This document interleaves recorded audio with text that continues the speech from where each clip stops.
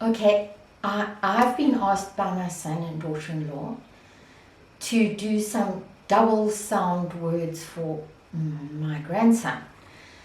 But he's perhaps needs a little bit more encouragement on phonetic words before he starts. So a good idea, I will get back to those, how to teach the word recognition, but this is for my grandson. Little simple sentences like that you can write and he can read. A cat sat on a mat. A frog sat on a log. That should have been first. A pink pig.